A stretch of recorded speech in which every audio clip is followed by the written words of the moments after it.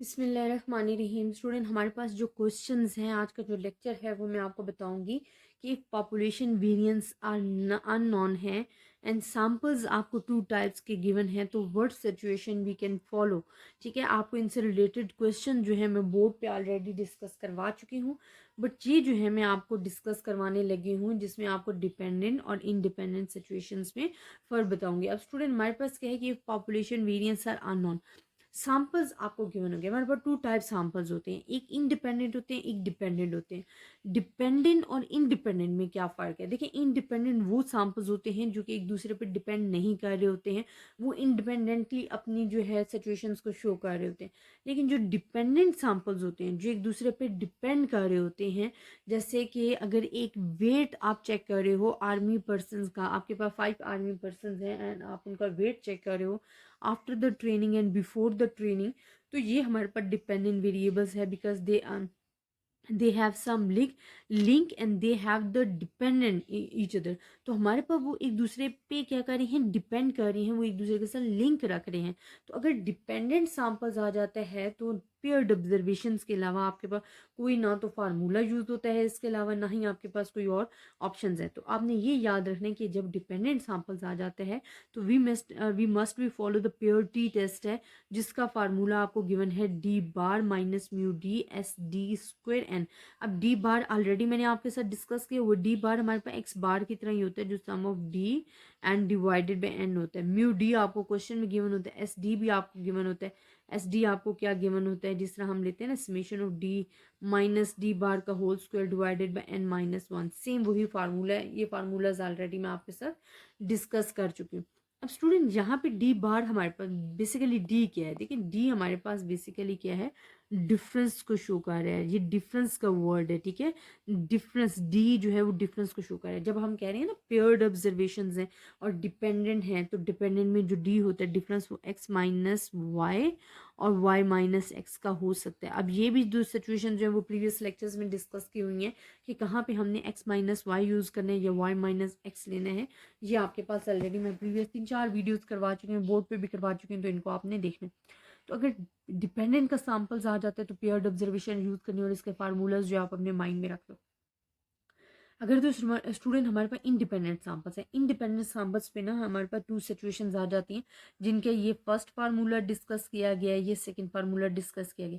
अगर तो आपको S1 एंड S2 जो है वो गिवन है, क्वेश्चन में गिवन है, देन तो आप ये फार्मूला लगाओगे। लेकिन अगर पूल्ड हमारे पास सिचुएशन है, पूल्ड एस्टिमेटर क्या होता है?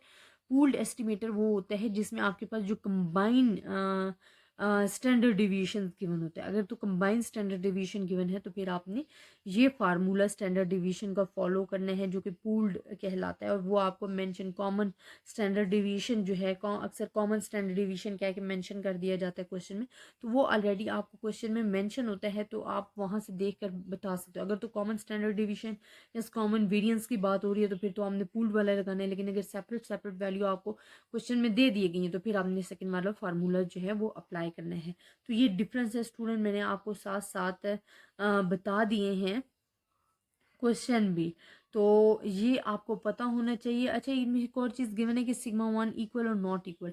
यहाँ पे हमारे पास इनकी जो वैल्यूज़ है ना वो इक्वल होंगी, यहाँ पे इक्वल नहीं होंगी, ये भी एक डिफरेंस आ रहा होता है।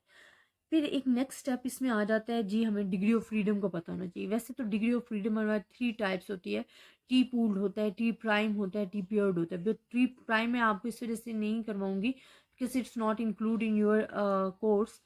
टू मैं आपको डिग्री ऑफ फ्रीडम बताऊंगी जो कि बार बार यूज हो रही है और आपके कोर्स में भी है, that is the T paired है एंड टी पूल्ड है। पूल्ड तो आपको पता है कि दो पॉपुलेशन जब ऐड हो रही हैं, ठीक है, इकट्ठी हो रही हैं, तो हमारे पास देखें, अगर मैं दो पॉपुलेशन है, एक हमारे पास N1 माइनस वन होगी, एक होगी N2 माइनस टू वन होगी। अब ये दो पॉपुलेशन है ना, अगर हम इनको ऐड भी करते हो ना तो ये आएगी N1 plus N2, because add कर रही हो ना, माइनस माइनस साइन माइनस का होगा लेकिन माइनस माइनस प्लस हो जाएगा।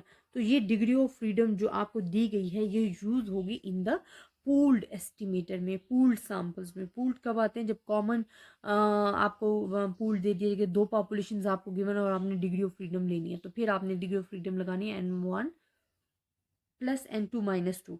और वो मैंने आपको बता दिया किस तरह लगानी, बिकॉज 2 पॉपुलेशंस गिवन होंगी तो 2 पॉपुलेशन को जब ऐड करोगे तो डिग्री ऑफ फ्रीडम यही बनेगी। लेकिन अगर सिंपल 1 पॉपुलेशन गिवन है, पेयर्ड ऑब्जर्वेशन जब भी आप कर रहे होते हो टी पेयर्ड ऑब्जर्वेशन, तो उसमें आपको ओनली 1 क्वेश्चन गिवन होते हैं, 1 पॉपुलेशन गिवन होती है, वहाँ पे 2 पॉपुलेशन का जो कॉन्सेप्ट है वो गिवन नहीं है। तो आपके पास n-1 जो है सिंपल जो आप टी में यूज़ कर रहे होते हो डिग्री ऑफ फ्रीडम जो है वो आपके पास यूज़ होगी। इनसे रिलेटेड जो स्टूडेंट क्वेश्चन है वो इंशाल्लाह मैं आपको नेक्स्ट वीडियोस में कराऊंगी स्टूडेंट। लेकिन ये जो आपके पास ग्राफ मैंने आपको शो करवाए हैं ये इस तरह से करवाएं, ये समरी टाइप, ताकि जो आपका कॉन्सेप्ट है वो क्लियर हो जाए। तो आई होप स्टूडेंट आपको इस लेक्चर की समझ में आई होगी। लेकिन अगर आपको फिर भी किसी किस्म की कन्फ्यूजन है तो आप मुझसे डिस्कस कर सकते हो। ज़्यादा से ज़्यादा स्टूडेंट्स के साथ शेयर कीजिएगा। अपनी दुआओं में याद रखिएगा। अल्लाह हाफिज़।